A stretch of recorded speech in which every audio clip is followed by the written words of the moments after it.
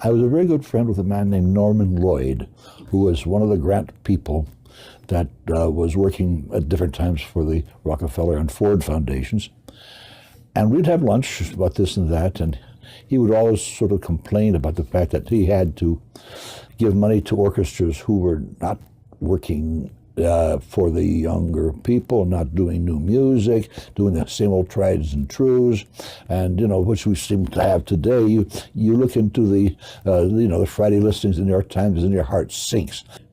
He said, "Do you know Scott Joplin, the name?" I said, "I kind of heard that." He said, "Well, he wrote the Maple Leaf Rag, and he also wrote an opera in ragtime." And I said, "That sounds interesting enough. I think I'll try to follow it up." So I did the normal thing. I was teaching at Queens College at the time, so I was able to run around to all the various places in New York, because after all, he was based in New York during all that time, Scott Joplin. And I went to the Lincoln Center Library, nothing. I went to the County Cullen up in Harlem, nothing. I went to the Museum of the City of New York, the same. I contacted friends I had at the Library of Congress, John Newsom and so on. And they said, "If you ever get it, please let us know. We have a card and that's all we have."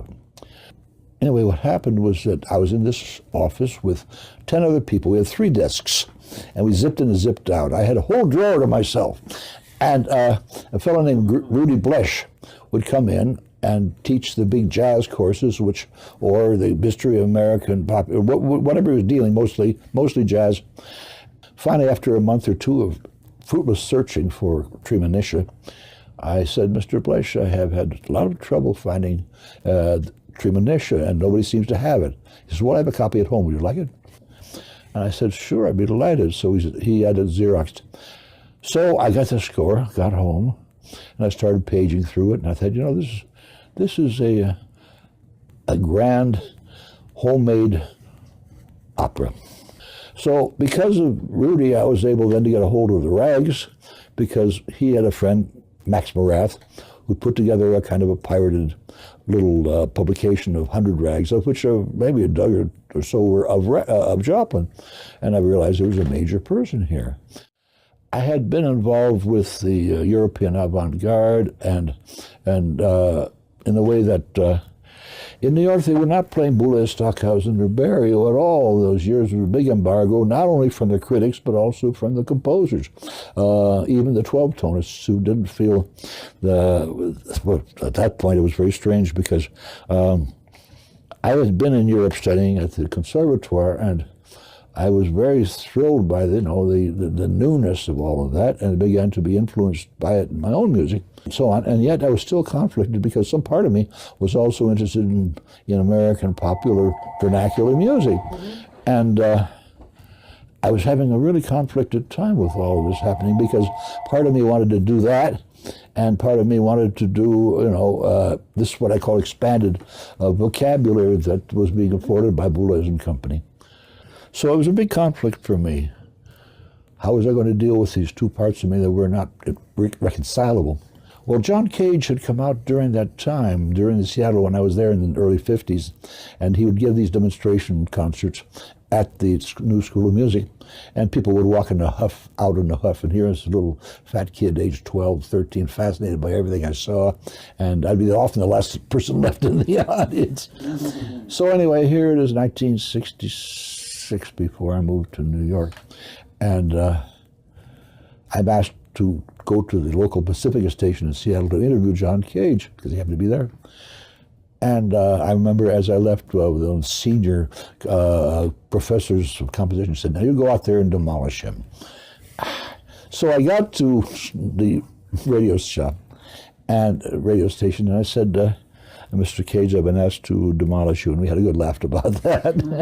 So we talked for 3 hours. In the middle of the third hour, he asks, "So how about you, your compositions? What's happening with you?" He says, "Well, I'm very conflicted. I'm going through a period where I have been trying to deal with the total chromatic style we're all writing now, and some part of me has this little demon. I'm still interested in American music and popular music at the time when there was hardly any musicology being done at the time." And he said, "Some people divide the world into things that are good and things that are bad. Others take it all in and let their inner organism decide. It's like the scales fell from my eyes.